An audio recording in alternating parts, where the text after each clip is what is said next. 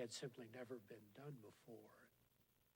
With tens of millions of dollars in profits a year, Ford had plenty of cash to fund his new endeavor. But once again, he ran into trouble with his investors. On November 2nd, 1916, Ford receives an injunction forbidding him from using company funds to build the new plant. Two of Ford's original backers, Horace and John Dodge, were behind the suit. The Dodges complained that Ford was defrauding his investors by not paying out dividends that reflected huge profits. The Dodge brothers had a very traditional understanding of a corporation, and that is, it is to make a profit for the investors. Ford thought differently. He often described investors as parasites. They put some money in, but they didn't really do anything to make the company grow. Henry was particularly galled by the fact that the Dodge brothers were planning on using their dividends to expand their own rival car company. After 2 years of legal wrangling, the judge ruled in the Dodges' favor, forcing Ford to pay $20 million plus interest to each of the 7 stockholders who retained minority control in his company. Henry Ford believes everybody should worship at the shrine that he has created.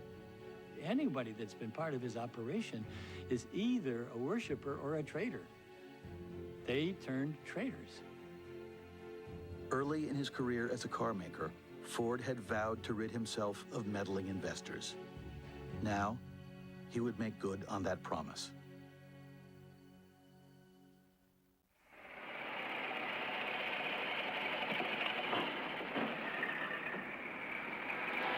The announcement began with characteristic grandiosity. "I am very much interested in the future of the whole world," Henry Ford declared in late 1918. But then came the bombshell. The 55-year-old automaker was quitting the Ford Motor Company to pursue other interests. His son Edsel would take over the company. The thought of a 25-year-old heading up a $250 million business with 45,000 employees rattled Ford stockholders.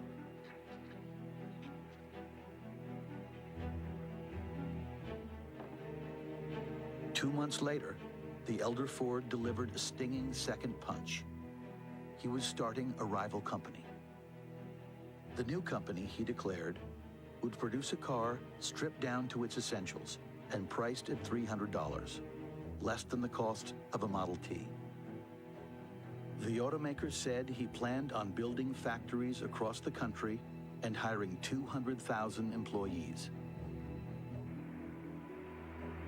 As rumors swirled around Detroit, Ford Motors investors grew increasingly frantic. By this time, he's sort of the master of manipulating the press. So, of course, this goes all over the country.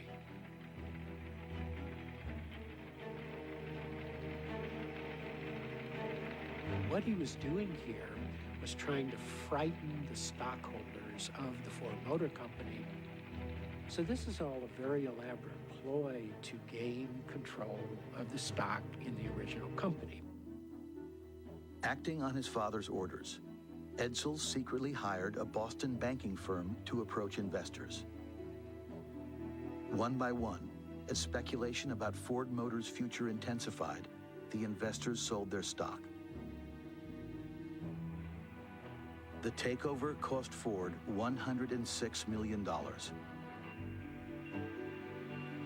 But for the first time in 16 years, he, Edsel, and Clara controlled every last share in his company.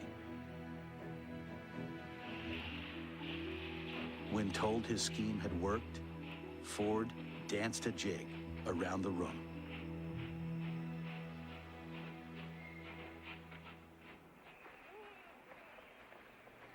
Edsel Ford, when he was appointed head of Ford Motor Company by his father, he was ecstatic.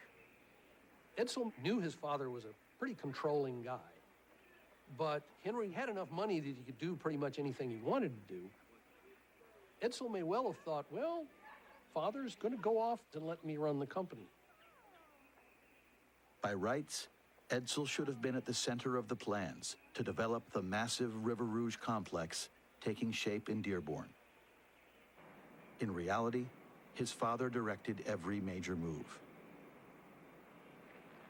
Henry oversaw the digging of the foundation for the Rouge's massive power plant and the dredging of the river to allow ships to load and unload. He reviewed plans for every street and railroad line that was laid and directed the construction of blast furnaces and a foundry. If any aspect of the project did not meet his expectations, the elder Ford intervened. When an engineer admitted that a 35-foot-high coke oven wall was half an inch out of line from the original plans, Ford demanded it be demolished. Edsel was left at Highland Park to shoulder the day-to-day duties of Model T production and sales. Soon after taking over as president, Edsel decided to relieve overcrowding in the administration building by constructing a new wing. When Henry saw the hole for the foundation, he confronted Edsel. He told his son the new building was unnecessary. Edsel promised to fill in the hole. "No," his father replied. "Don't do that. Just leave it that way." Every day on his way to work, Edsel had to walk by the hole. A dejected Edsel confided in a close friend, "I don't know what kick Father gets out of humiliating me this way." This was a display of Henry Ford's power. He was the guy that was running the show, and there was no doubt about it. If you didn't accept that, you looked at that big hole out in the ground there, and it became abundantly clear to you. Since forcing out his investors, Ford had consolidated his power at the company. Over the course of 12 months, he fired several high-level, loyal employees who had been critical to the success of the Model T. Many people thought, I perfected this transmission, and now that it's perfect, you're throwing me out to the wolves? And Henry Ford would say, yes, go make your way somewhere else. Don't be a tick sucking the blood out of me. Ford himself never directly fired anyone. He let others do it. And sometimes this was done in a particularly brutal fashion. Someone would show up at their office and their desk would be gone. Or a whole department, in one case, showed up and the room was bare. Ford had a massive ego, and he begins to put into practice this compulsion to grab center stage, to be out there in the limelight, to get publicity, to give no one else credit.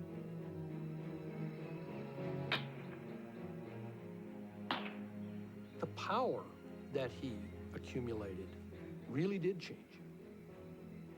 When he got the ability to exercise this absolute power over people, he embraced it and exercised it.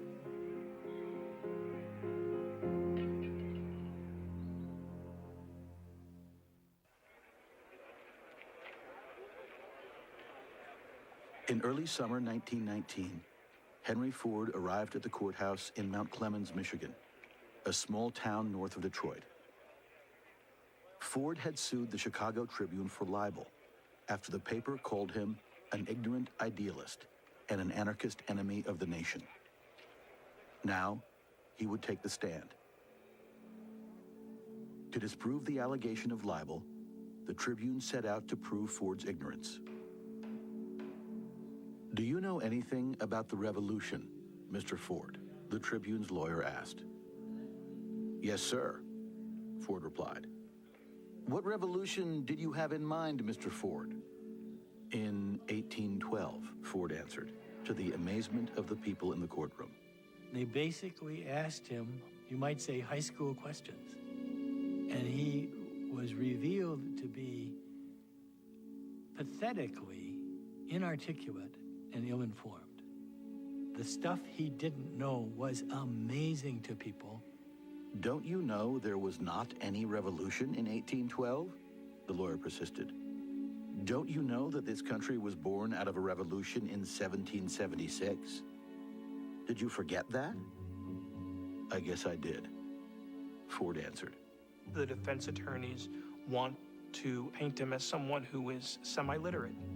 They ask him to read passages, and he refuses. The first day, he says that he forgot his glasses. The next day, he said that, he can't read because his eyes are watery.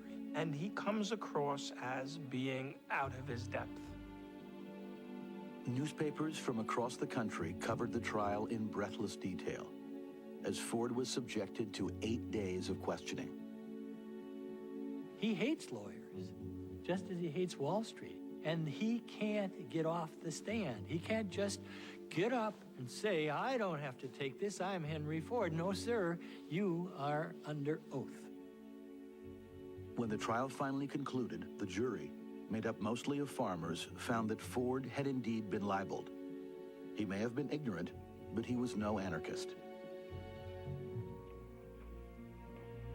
But despite the victory, Ford was deeply wounded by the experience. The press, in particular, heaped ridicule on the automaker for his embarrassing performance. For everyone who was there, particularly newspaper reporters, what this seemed to clinch was their suspicion that Henry Ford was a rural rube who had stumbled into his success. A stupid man representing stupid ideas and stupid people. Mr. Ford, wrote the New York Times, has been submitted to a severe examination of his intellectual qualities. He has not received a pass. The New York Post put it even more harshly. The man is a joke.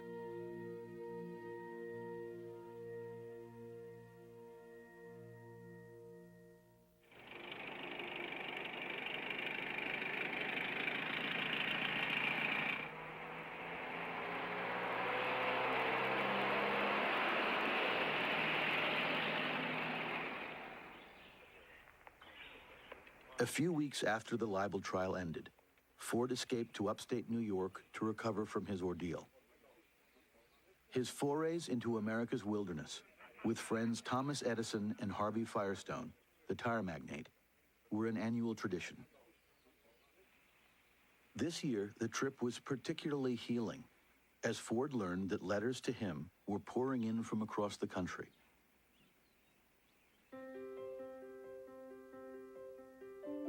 Upset by the coverage of the trial, farmers, shopkeepers, village leaders, and small-town editors now rushed to Ford's defense.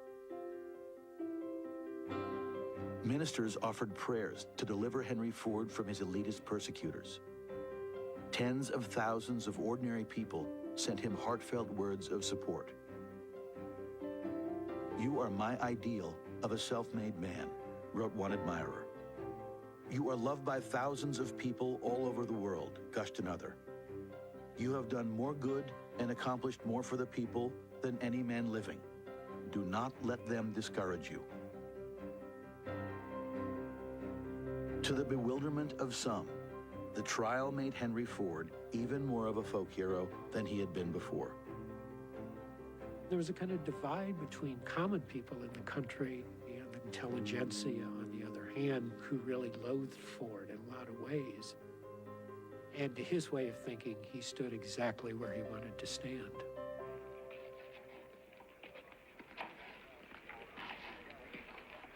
Over the years, Ford worked to reinforce his everyman image. This year was no different. As he embraced outdoor living, Ford made sure that journalists, photographers, and his own camera crew were on hand to cover his every exploit.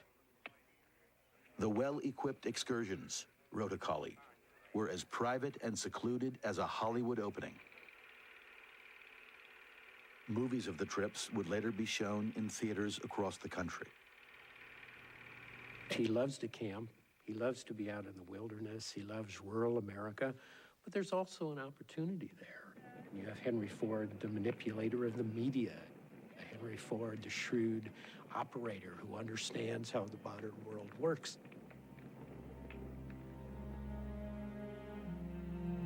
Ford had a lot of ideas.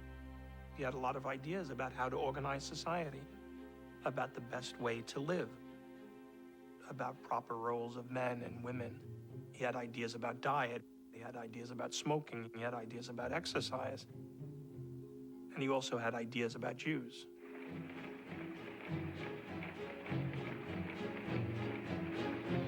In May 1920, Ford began publishing a series of articles in his hometown weekly, the Dearborn Independent, which he had purchased a year and a half earlier.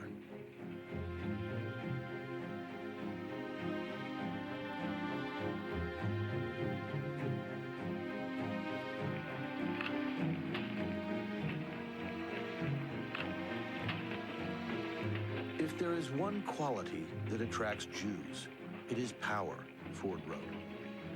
It is not merely that there are a few Jews among international financial controllers.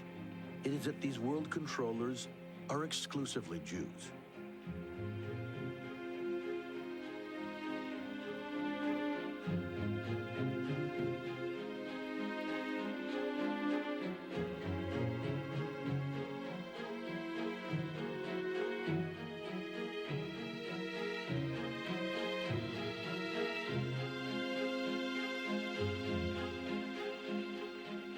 He linked Jews to Wall Street.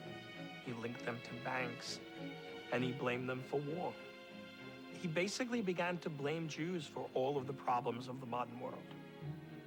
He lived in a culture in which all sorts of attributions were made to the Jews.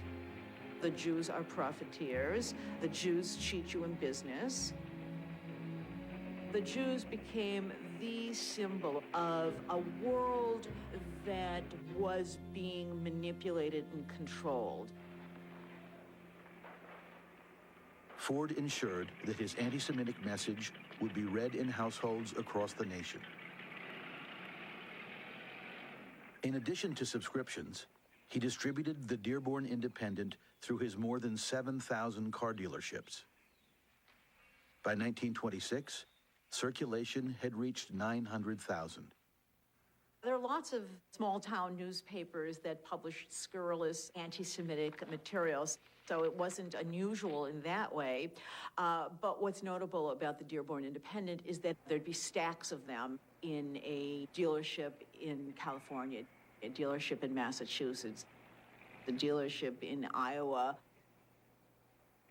The American Jewish Committee, the Federal Council of Churches, and over 100 prominent leaders, including President Woodrow Wilson, condemned Ford's attacks.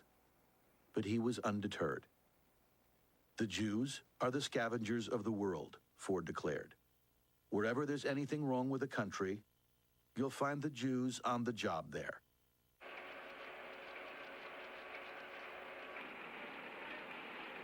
Ford even reprinted the notorious Protocols of the Elders of Zion. The Tsars in Russia created this total fictional account of Jews conspiring to take over the world. And it's Ford that publishes it in America. What really matters about Henry Ford is that just he had so much power and so much cultural authority. And when a figure like Henry Ford sanctions this kind of thing, it has, it legitimizes these ideas. A defamation suit by a Jewish lawyer forced Henry Ford to issue a public apology. After 8 years of publishing the Dearborn Independent, he shut the paper down. Many Jewish organizations accepted Ford's apology as sincere, but those who knew him best did not. Behind closed doors, Ford remained convinced that Jews were at the heart of what he deemed the degeneration of American society.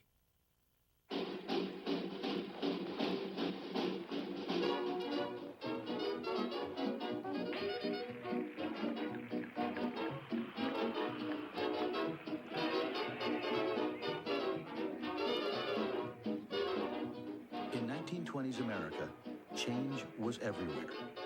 New forms of music and dance, new government prohibitions, new expectations for women. Nowhere was change more evident, however, than on the nation's roadways. The automobile boom had fueled the expansion of the oil, rubber, and steel industries, spurred road construction, stimulated real estate development, and created new businesses like gas stations, roadside motels, and restaurants. Streets were no longer littered with horse manure, but clogged with cars. People who can buy cars do. People who can't buy cars want to. The automobile, wrote one essayist, changed our dress, manners, vacation habits, the shape of our cities, and positions in intercourse. The emphasis on leisure time, the emphasis on just going out for a drive in your car to nowhere, to wherever. I mean, these were new ideas, and this was a really new experience for Americans.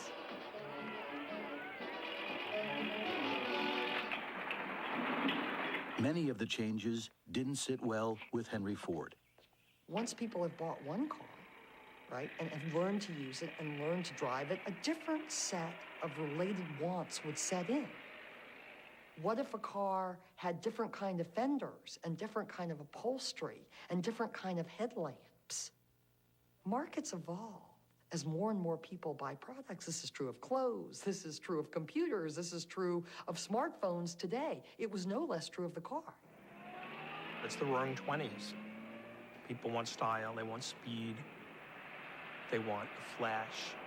Ford looked around and he saw people buying these luxurious vehicles, and he seemed to think, that's not the way to spend your money. Ford is uncomfortable in this new consumer world that he's had a huge part in creating. I sometimes wonder if we have fallen under the spell of salesmanship, Ford complained.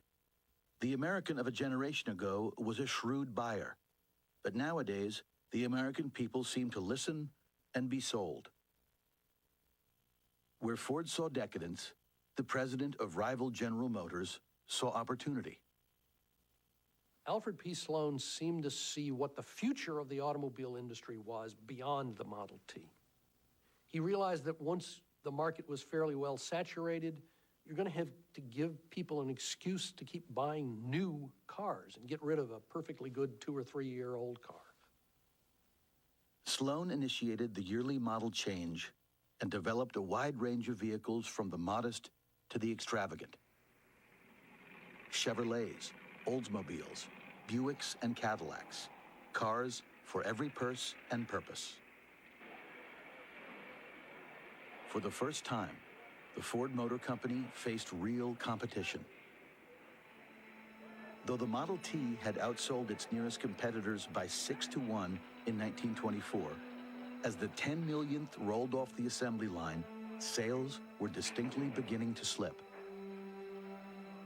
Within the year, Ford's market share had dipped below 50% and was continuing in freefall.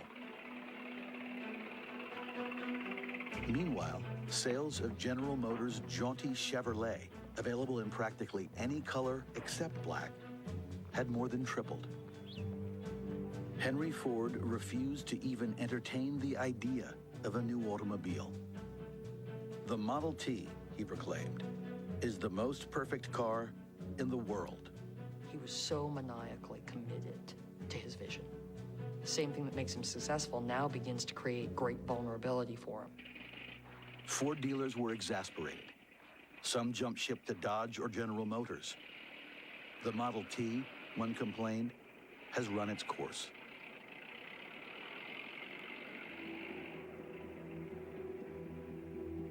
On January 20th, 1926, a 6-page memo landed on Henry Ford's desk. Its author, Ernest Kanzler, a vice president at Ford Motor and Edsel's brother-in-law, had fretted over the document for weeks, worrying that if he didn't send it, the company might collapse. Anxious that if he did, the note might end his career. Our Ford customers, Kanzler wrote, are going to other manufacturers. With every additional car our competitors sell, they get stronger and we get weaker. A new product is necessary. Practically every man in your organization to whom you have entrusted the greatest responsibility holds this same opinion. Ford had surrounded himself with yes men, And so when he did encounter opposition, he reacted in a kind of aggressive fashion.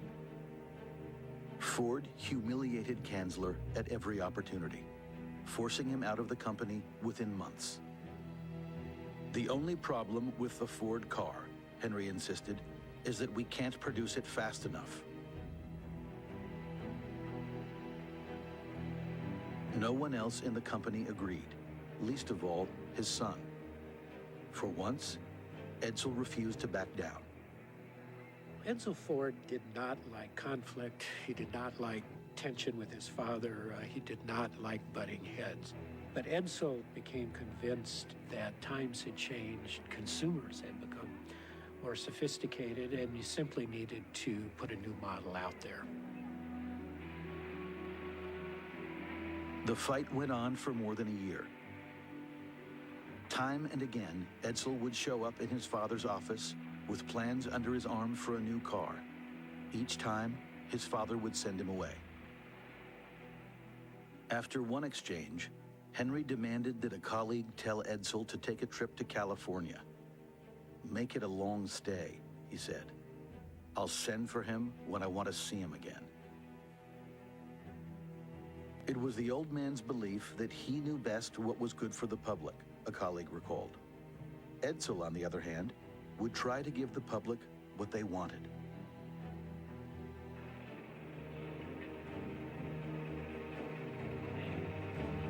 On May 26, 1927, father and son appeared in public together to celebrate the 15 millionth Model T as it rolled off the Ford assembly line.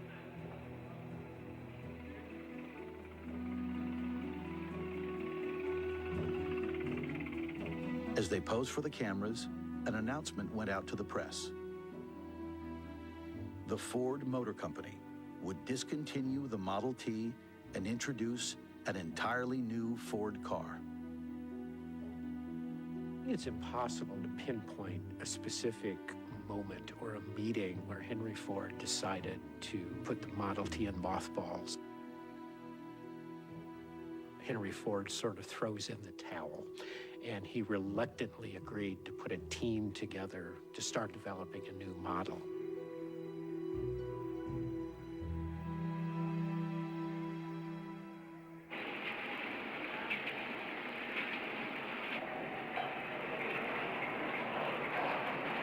After shutting down production for 6 months to retool, the new Ford car was finally ready in December 1927. Anticipation was intense.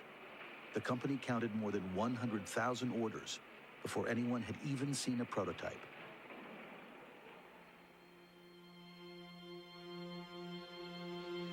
When it was unveiled, the sleek Model A received rave reviews. Produced in a range of colors, it had a powerful 4-cylinder engine, an electrical system with a self-starter, and a shatterproof windshield. Fast, reliable, safe, yet still affordable, it was available on an installment plan. Everyone who worked at Ford Motor knew that it was Edsel who was responsible for its style and design. To Edsel's dismay, his father took all the credit. Henry Ford shamelessly moves into the limelight and manipulates the press as he had done for years, and emerges as the great hero in this story, the man bringing a new car to the people. The Model A did revive the Ford Motor Company's fortunes, with sales of 700,000 cars in the first year.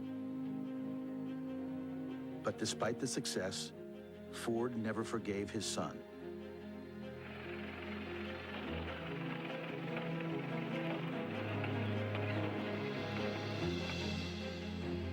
Henry Ford loved the Model T more than anything in his entire life. It was central to his identity. Getting rid of the Model T, in essence, was sort of cutting out part of himself. It's almost like giving up a child. he didn't want to admit that this wonderful design that was so much part of him, that design was now obsolete.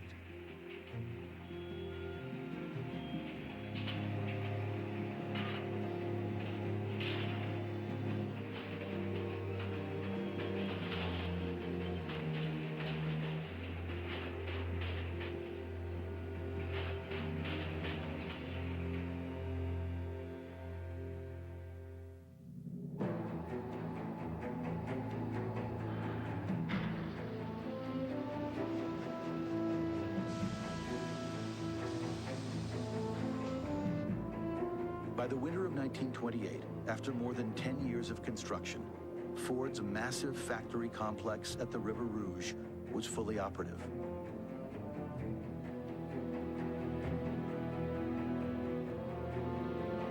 Henry envisioned making 10,000 cars a day there. Ford's factories were in many ways like mirrors into his ambition and his drive. We see a little of this at Highland Park, but we see it much more clearly at River Rouge.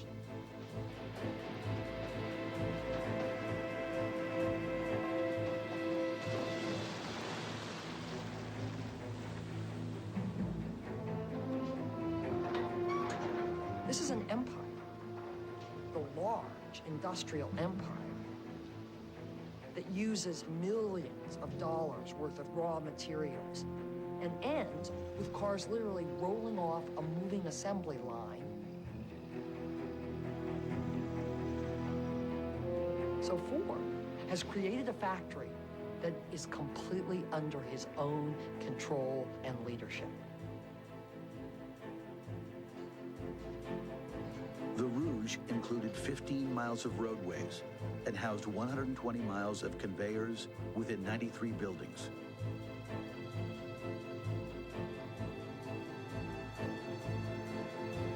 Water pumped from the Detroit River supplied the complex with 700 million gallons a day, as much as consumed by Detroit, Cincinnati, and New Orleans combined.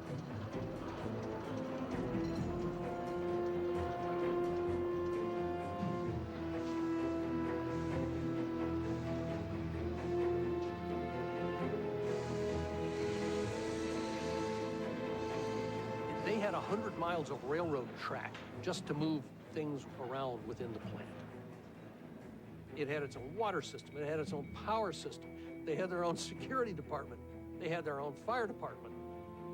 It was, in essence, a city where you made automobiles. Operating around the clock in 8-hour shifts, Ford Motor employed more than 75,000 people at the Rouge. Here was the real guts and the heart of industrial civilization. This was the vanguard. This was the most advanced, the most sophisticated manufacturing facility in the country. It really was a mecca.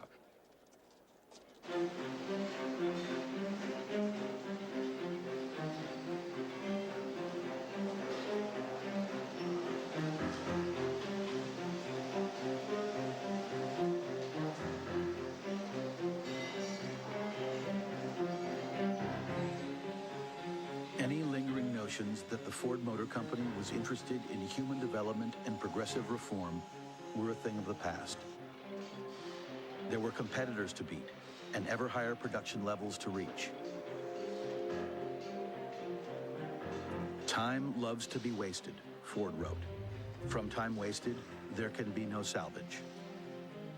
Any hint of camaraderie, teamwork, cooperation, common purpose, even the sociological department, all of that's gone from the Rouge. Its sole function was to have thousands of men working to churn out as efficiently as possible as many automobiles as they could. Although Henry Ford had carefully supervised every aspect of the Rouge's design, no sooner was it complete than he began to hate it. Henry Ford created this monster. The River Rouge plant was so big, it was so heartless, it was so removed From everything that he had experienced earlier, what you find is that as the Rouge is up and firing, Henry Ford spends very little time there.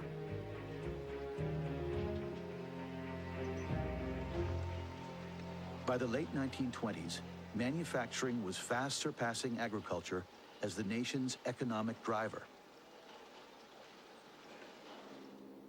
Dearborn itself, which had been dotted with barns and pastures, was now a sprawling industrial center, home to not just Ford Motor, but Michigan Bell Telephone, the Pennsylvania Railroad, and Detroit Edison. More Americans now lived in cities than on farms. The rural, small-town America of Henry Ford's childhood was rapidly disappearing. He felt increasingly at sea. He begins to condemn large, sprawling, crime-ridden cities and large concentrations of people. But he, more than anybody else, has concentrated industrial workers in large numbers with his factory system. He's realizing that he can't control the forces in some ways that he has helped unleash.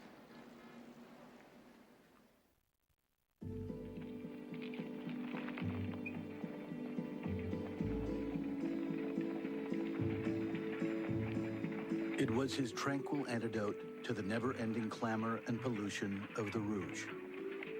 One writer dubbed it Henry Ford's Village of Yesterday. The automaker himself named it Greenfield Village, after his wife's hometown. The project had begun years earlier with a loving restoration of Ford's boyhood home. When workmen recovered broken bits of his mother's dishes, Ford had her china reproduced and placed on the shelves, just as it had been when he was growing up. He built a replica of the workbench where he had repaired watches as a boy, scoured antique shops to find furniture he remembered from his youth, and filled dresser drawers with shawls like those his mother had worn. Then, he bought 245 acres a mile from the Rouge. He purchased historic buildings, had them dismantled, and sent to Dearborn for reassembly. The Wright brothers' bicycle shop, Thomas Edison's Menlo Park laboratory, and the garage where Ford had built his quadricycle. Greenfield Village, in a certain way, becomes a monument not only to the American past, but to his past as well. He seemed to be yearning to somehow recapture the kind of society and culture that the automobile and the River Rouge had essentially destroyed. You have him raising River Rouge, which is this enormous cathedral to industry. And in the shadows of the River Rouge, he's building this 19th century testament to a receding America. He lives nostalgia in excruciating detail. Nobody else had $1 billion in the 1920s and said, I'm going to create an alternative world. I can do it. And it's all mine. The whole thing is so he didn't have to live in the world that was around him.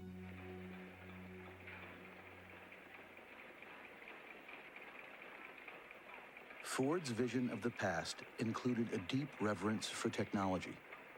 He built a sawmill, restored a 17th century forge, and collected steam engines.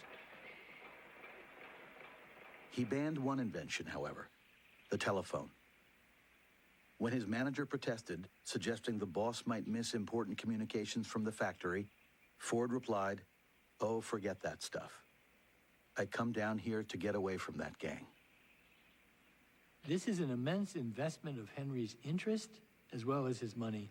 It clearly is increasingly where he wants to be and what he wants to do. He hates the Rouge. He loves Greenfield Village. That's where his heart is. He begins to pull away, even perhaps without realizing it, from the world he created.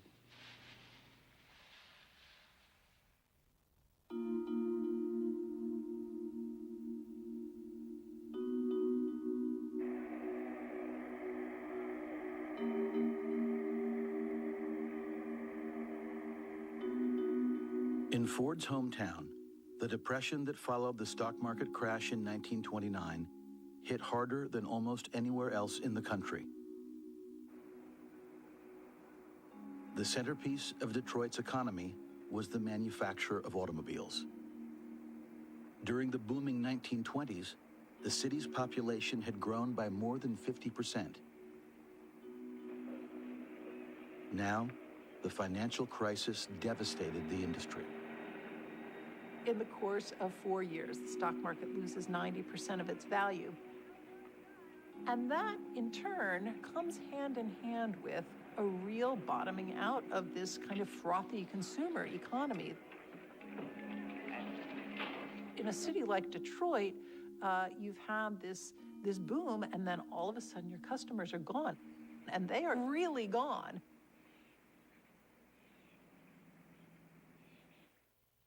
Ford defiantly protected jobs, announcing instead that he would raise wages to $7 a day. But within months of the crash, Model A sales stalled and Ford was forced to lay off workers. Men who had flocked to Detroit when Ford announced the pay raise were suddenly out of work and destitute. The mayor estimated that a third of the 200,000 people standing in bread lines had been laid off from Ford's factories.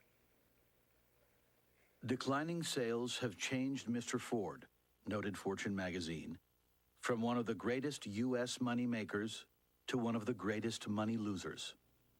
And the Ford Motor Company was staggering on its feet. Among the big three, it had moved into third place behind Chrysler, far behind General Motors. 3 years into the Great Depression, with profits down by 50%, the Ford Motor Company was in trouble. Ford responded to the pressure by coming to rely more and more on one man at his company. Harry Bennett was a former amateur boxer who had first joined Ford's company in the motion picture department, before rising to become security chief at the Rouge. Harry Bennett had a background very different from any of the other Ford managers. He was a kind of streetwise, tough, roustabout, uneducated, basically, a kind of tough guy, packing a pistol, literally. Bennett surrounded himself with a group of street fighters, athletes, ex-convicts, and underworld figures. With their weapons often prominently displayed, his men roamed the factory enforcing strict workplace rules. Workers were not allowed to talk or even sit down while on the clock. Workers described it as an internal Gestapo, a kind of police force inside the factory. Terror and fear was pervasive in the organization. Harry Bennett ruled the River Rouge factory floor with an iron grip. He enforced discipline. He controlled almost every aspect of workers' lives. The old vision of Ford as the paternalist by this point, that had given way to a vision of extreme conformity and discipline. Bennett derived his power from his close relationship with his boss. Ford often drove his security chief to work in the mornings and had a standing call with Bennett at 9:30 every night. Ford always stayed behind the curtain as the Wizard of Oz, pulling the levers and manipulating the wires, making the big decisions. He can't relinquish control because that's what Henry Ford is all about. If Mr. Ford told me to blacken out the sun tomorrow, Bennett once said, I might have trouble fixing it. But you'd see 100,000 sons of bitches coming through the Rouge gates in the morning, all wearing dark glasses.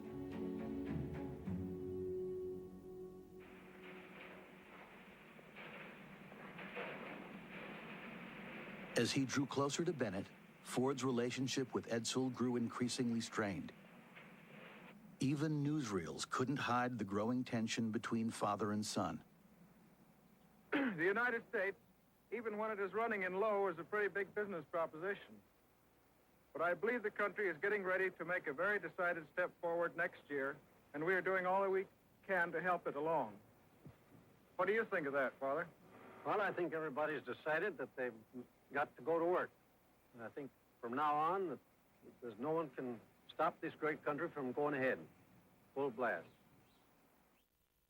Over the years, Henry had grown frustrated with Edsel's management of the company. Where others saw Edsel as a progressive, collaborative leader, his father saw only restraint and indecision. Mr. Ford, observed one employee, didn't think Edsel was tough enough. People who worked for Edsel loved him because he didn't order people around, he didn't throw temper tantrums, he didn't act like a tyrant. And it was very much a kind of modern style of management, but his father hated it, and he thought it was another sign of his son's softness. Edsel's personal life was a constant source of irritation to his father as well.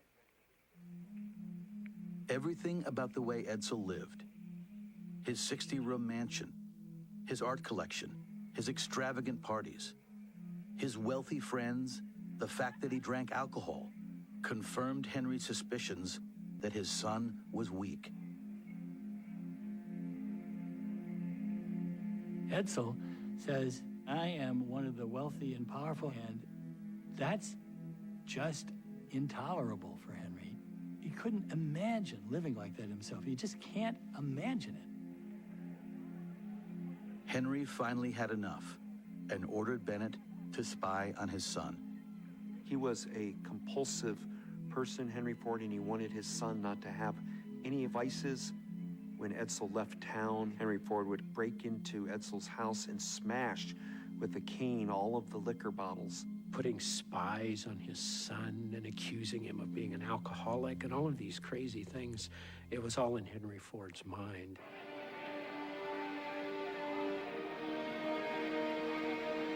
As his family life deteriorated and his company's fortunes declined, Ford turned his attention to a new threat. Union organizers had set their sights on the auto industry. The passage of the 1935 Wagner Act, which guaranteed workers the right to organize and bargain collectively, emboldened the United Auto Workers. Following a 6-week strike, General Motors recognized the union.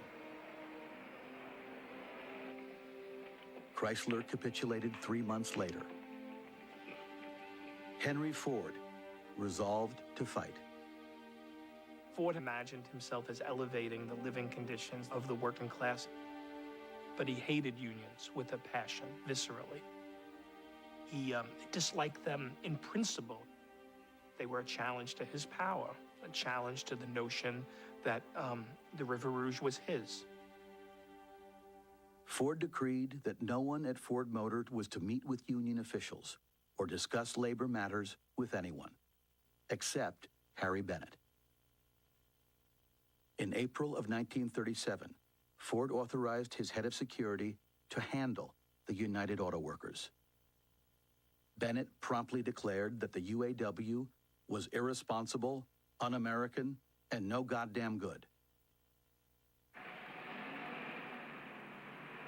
On May 26, 1937, union organizers arrived at the Rouge and began handing out leaflets entitled, "Unionism, Not Fordism." They knew that in order for the union to be secure in the industry, they had to organize Ford. And they had invited photographers. They wanted photographers to come.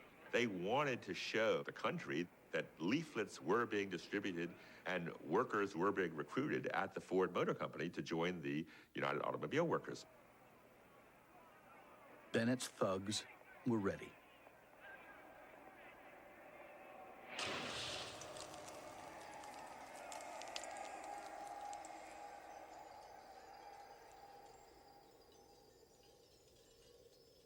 The Ford security force grabbed most of the cameras, but a few photographers got away. Pictures of the company's brutality were published in newspapers across the country. Through it all, the aging car maker remained resolute, determined to keep the union out of his company. While his emotions are pulling him into the past, there's this almost primal urge in his character to keep control of what he created. The Ford Motor Company is his baby. He built it, and he's going to hold on to it. Why would he create such a violent world of spies and thugs? Why do that? Well, because he was lashing out against a world that had spun out of control as far as he was concerned. As the years went by, Henry Ford began spending more and more time at Greenfield Village. He checked in on the children who attended his one-room schoolhouse, dropped by the farm where he was experimenting with soybeans, and enjoyed old-time dancing at Lovett Hall, where he had a full-time instructor on staff.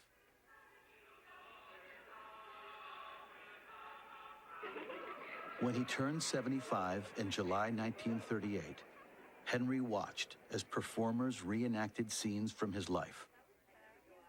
But he kept slipping away from his party to check on his projects at the village, preferring to be there than with the thousands of well-wishers. It was clear to everyone he had slowed down. Few knew, however, that he'd also suffered a mild stroke. His father's mental state was what troubled Edsel. Instead of mellowing with age, Henry was growing more controlling and paranoid. He lashed out at employees, accused longtime associates of disloyalty, or worse, didn't recognize them, and insisted that Jews were persecuting him. He became convinced there was only one man in the company he could trust, my Harry. Harry Bennett represented all of the qualities that Henry had been trying to push Edsel toward for years. Bennett became a kind of surrogate son for Henry Ford, a kind of idealized son that he always wanted Edsel to be, and Edsel could never become.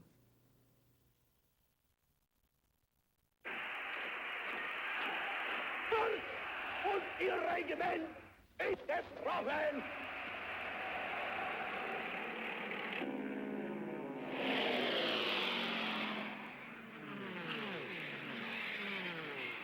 In the spring of 1941, with war raging in Europe, Ford Motor secured several government contracts, including a $480 million order for B-24 bombers. The infusion of cash put the company back on track. But for the 90,000 workers inside the Rouge plant, the threats, violence, intimidation, and terror continued unabated. Men discovered talking in groups were suspected of union activities and promptly fired, often after a severe beating. With large defense contracts at stake, union officials were in a stronger position to push for fair treatment. They called for higher wages, overtime pay, and job security. Edsel counsels his father, let's work this out, let's talk to the unions, let's do what we need to do. Henry will have none of it. When Ford refused to meet his workers' demands, thousands walked out and went on strike.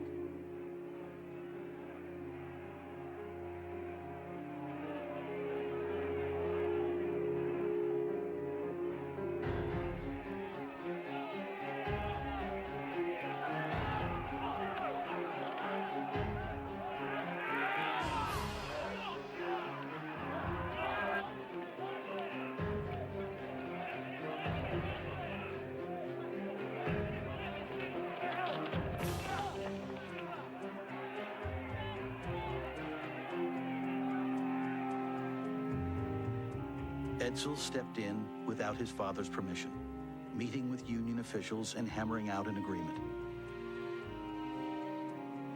When the formal contract between the union and Ford Motor was completed, Henry Ford refused to sign it. He raged at Edsel, saying he'd rather shut down his factories than give in to the union. It was an empty threat. The elder Ford knew he'd lost. Henry Ford gives in to the union because he had no choice. If the strike had continued, if chaos had reigned on the factory floor, the government would have unquestionably come in And he was told this, even by Harry Bennett. The following day, Ford Motor gave the UAW everything it wanted and more. A union shop, wages equal to the highest in the industry, and union dues deducted from workers' paychecks. When asked later why he had suddenly changed course, Henry would say that Clara had threatened to leave him if he didn't.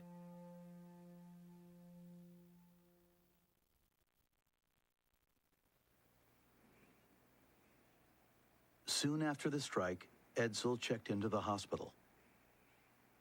Like many of the executives at Ford, he had suffered for years from ulcers, which doctors believed were brought on by stress. They recommended that Ford's son have part of his stomach removed. But surgery didn't help. If there is anything the matter with Edsel's health, his father told associates, he can correct it himself. Edsel must mend his ways. What Henry didn't know was that his son had terminal stomach cancer. Edsel returned to work, telling no one but his wife Eleanor. When Edsel's physical condition began to deteriorate, Henry just took it as another sign of weakness. If he'd just eat right, if he wouldn't drink any wine, if he'd stop hanging out with those good-for-nothing rich friends of his, he'd fix himself.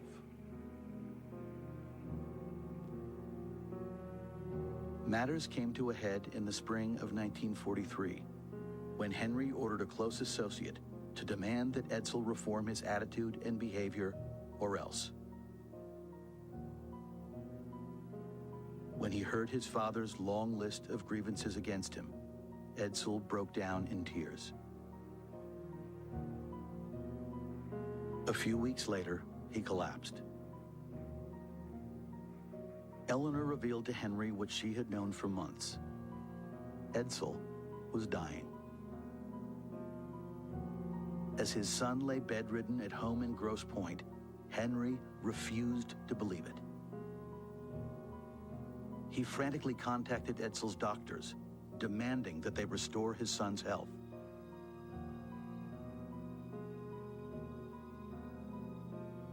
On May 26, 1943, Edsel Ford died at the age of 49. Henry Ford was shattered. For months afterwards, he wandered the grounds of Greenfield Village at night by himself. Ford knew in his heart that his actions and his unfair treatment of Edsel in some way had been responsible for his death. And emotionally, mentally, physically, he was just never the same. Harry, he asked one day, do you think I was ever cruel to Edsel? Not cruel, but unfair, Bennett replied. If it had been me, I would have got mad. That's what I wanted him to do, said Ford. Get mad.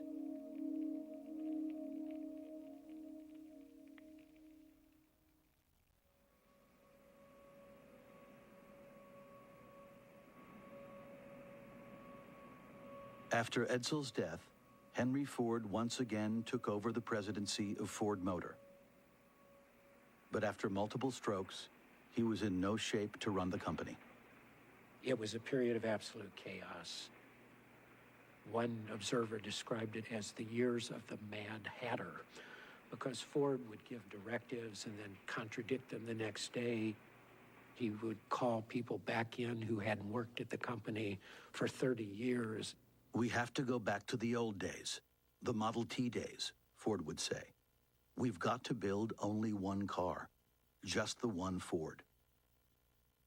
Officials in the government worried that with Henry at the helm, Ford Motor could not fulfill its war contracts.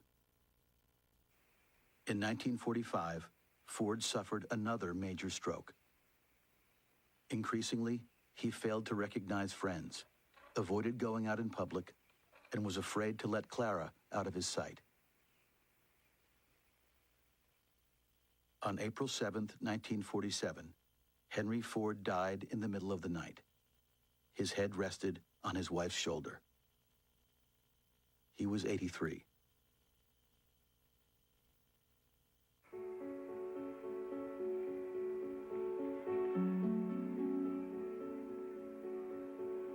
Two days later, 100,000 people waited patiently in a line a mile long to view his body. They came to pay their respects, not to the author of The International Jew, the initiator of oppressive labor practices, or the father who bullied his only son, but to the most influential industrialist of his time, the man who, more than any other, had ushered in the 20th century.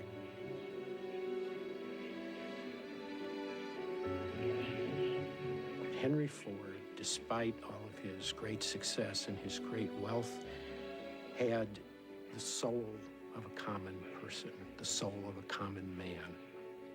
And I think people understood that instinctively. Somehow Ford was one of them.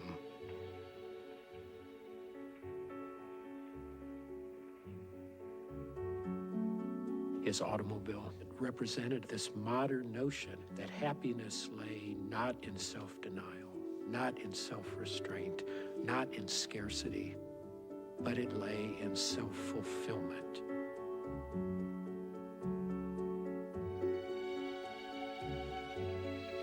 What Henry Ford saw and what he committed himself to in terms of producing a durable, affordable, effective automobile changed American life, changed American business, and changed Americans one by one as it continues to affect us today.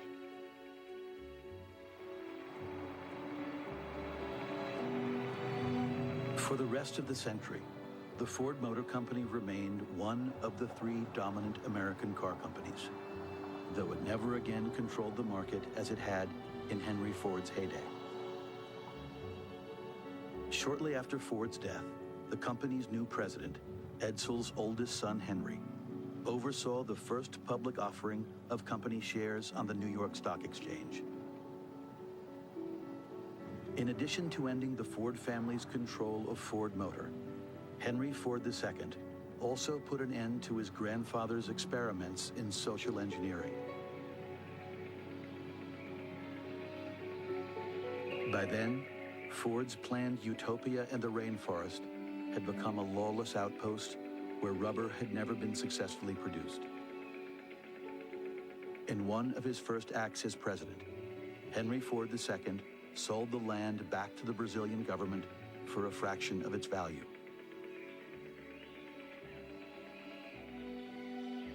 All too soon, Fordlandia was reclaimed by the jungle.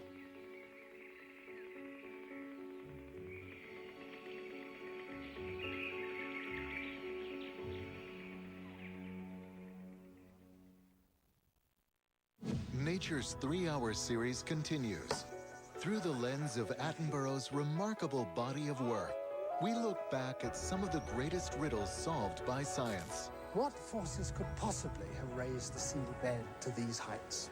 And reveal how those discoveries transformed our view of the living world. This is the secret language of DNA. This is the book of life.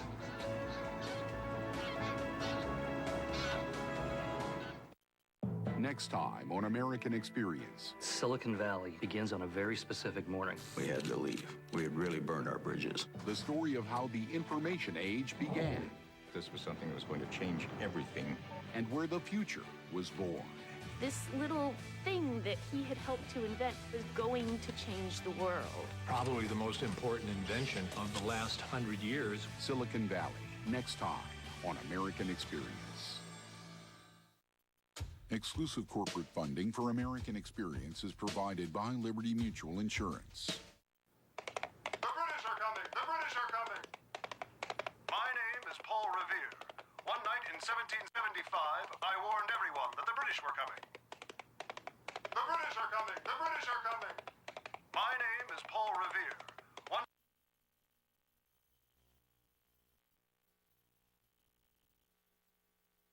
exploring the human endeavor. American Experience is also made possible by the Corporation for Public Broadcasting and by contributions to your PBS station from viewers like you. Thank you.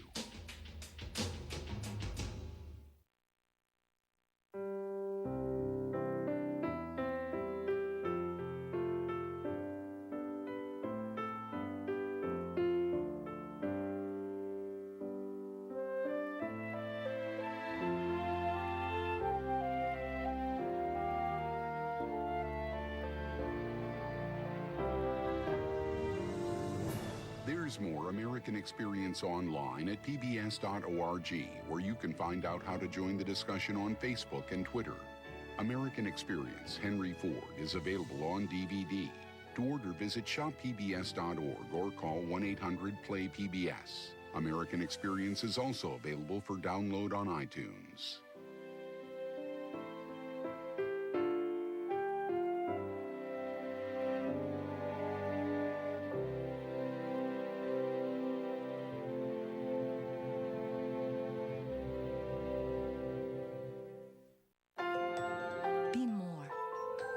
PBS.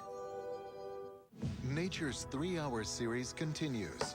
Through the lens of Attenborough's remarkable body of work, we look back at some of the greatest riddles solved by science. What forces could possibly have raised the seabed to these heights? And reveal how those discoveries transformed our view of the living world. This is the secret language of DNA. This is the book of life. Attenborough's Life Stories, Wednesday night at 8. They called him Lucky Lindy. Then, the ultimate tragedy struck. These are hardcore guys, daring enough to kidnap the Lindbergh baby and risk the death penalty.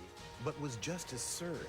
2 people, 3 people? For sure, it is not one person. And what can modern forensics reveal? A computer can do a lot more than a document examiner can do. Who killed Lindbergh's baby? On Nova.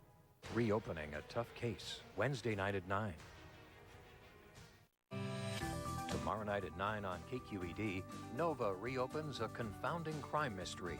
Who killed Lindbergh's baby? And tomorrow evening on KQED Plus, our British comedy lineup starts at 8 with As Time Goes By. Also, tomorrow morning on KQED 88.5 FM, join us throughout the morning for local, national, and international reports.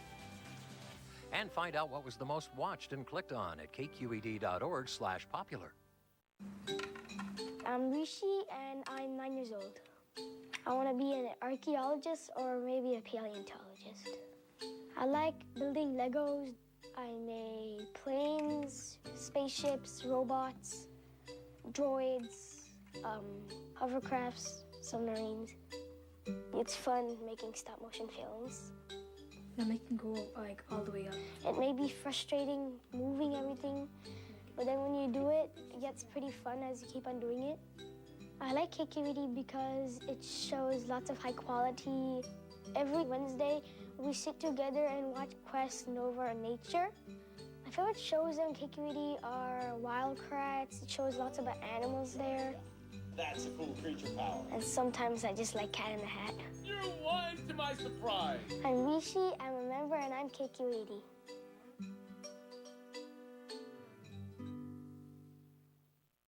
You're watching community-supported television, KQED.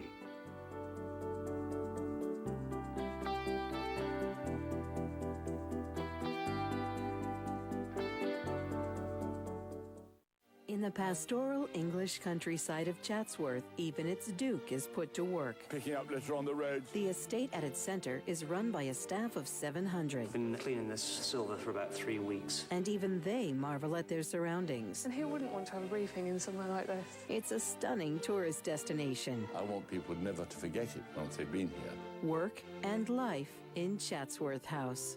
The series begins Sunday night at 8.